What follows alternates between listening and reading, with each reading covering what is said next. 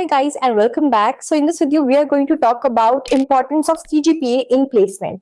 तो मान लो कि आप अभी 4th ईयर में हो एंड आपकी प्लेसमेंट स्टार्ट होने वाली है. वैसे प्लेसमेंट तो 3rd ईयर में ही स्टार्ट हो जाती है एंड आपकी CGPA है 6 पॉइंट समथिंग एंड बस आपको ये पता है कि आपके कोई भी बैक नहीं आई है किसी भी सेमेस्टर में, तो आप सेफ हो बैकलॉग से एंड आप बहुत अच्छे से सब पढ़ाई करो, आप कोडिंग पूरी अपनी DSA वगैरह आपको आता है, बहुत अच्छे कॉम्पिटिटिव प्रोग्रामर हो.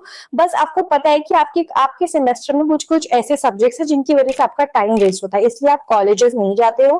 प्लस आप उन सब्जेक्ट्स पे ध्यान नहीं देते क्योंकि वो सब्जेक्ट्स आपका टाइम खा रहे हैं. ठीक है, अब आता है आपका सेमेस्टर एग्जाम्स जिसको बोलते हैं हम एंड सेम एग्जाम्स. तो उसमें आप क्या करते हो, आप सोचते हो ये सब तो बेकार सब्जेक्ट्स हैं, मुझे तो मेन सब्जेक्ट्स पे अपने फोकस करना है क्योंकि उन्हीं से ही मेरा आगे का करियर डिसाइड होगा. तो हम लोग उसे छोड़ देते हैं ना. बट क्या होता है कि ऐसे करके हमारी CGPA तो 6.5 या 6 तक ही रह जाती है. ठीक है, अब प्लेसमेंट के लिए कंपनीज आने वाली है, आप बहुत ज्यादा एक्साइटेड हो बिकॉज आपको पता है कि आप एक बहुत अच्छे कॉम्पिटिटिव प्रोग्रामर हो एंड आपने सारी अपना डेटा स्ट्रक्चर्स और सारे इंटरव्यू सब कुछ आपको आता है. आपने बहुत अच्छे अच्छे प्रोजेक्ट्स भी बना रखे. अब आती है कंपनीज. कंपनी ने एक मेल जारी किया कि दोस्त who have their CGPA greater than 7.5 or 8 can only appear for this exam, for their assessment exam. अब क्या हुआ, कंपनीज ने तो पहले ही ये क्लियरली कह दिया है कि वो सिर्फ 7.5 CGPA से ऊपर वाले कैंडिडेट्स को ही अपने एंट्रेंस एग्जाम में बैठने देगी.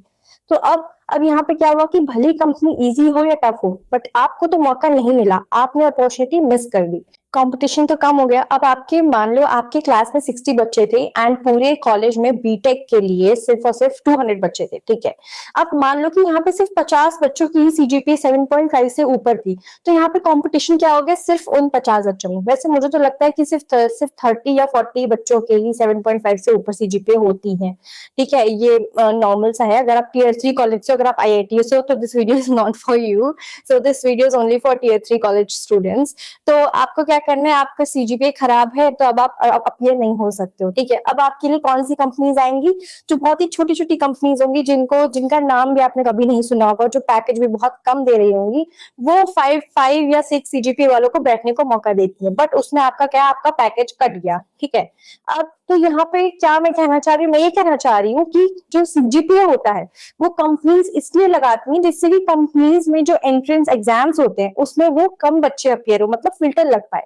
जैसे कि आपको पता है अगर टॉप IIT कॉलेजेस में जाना है तो उसमें JEE का एग्जाम देना पड़ेगा. तो JEE एग्जाम से क्या होता है कि जो भी स्टूडेंट्स एडमिशन ले रहे हैं उन पे फिल्टर लग जाता है ना. तो इसीलिए ये वाला फिल्टरिंग का प्रोसेस होता है. तो CGPA बहुत ज्यादा जरूरी है. CGPA is not just a number, ये डिसाइड करेगा कि आपका पैकेज कितना है, आप किस कंपनी में जाने वाले हो.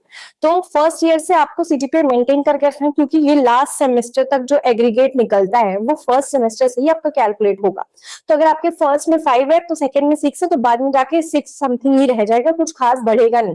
तो आपको फर्स्ट सेमेस्टर से ही 7+ CGPA मेंटेन करके रखनी है एंड कोशिश करना कि 8+ CGPA हो, क्योंकि अगर आप कॉलेज प्लेसमेंट्स निकाल लेते हो तो बहुत ही अच्छी बात है क्योंकि आपके लिए मेहनत कम हो जाएगी. ठीक है, so I hope this video was helpful. CGPA is very very very important. CGPA को हल्के में मत लेना बिल्कुल भी.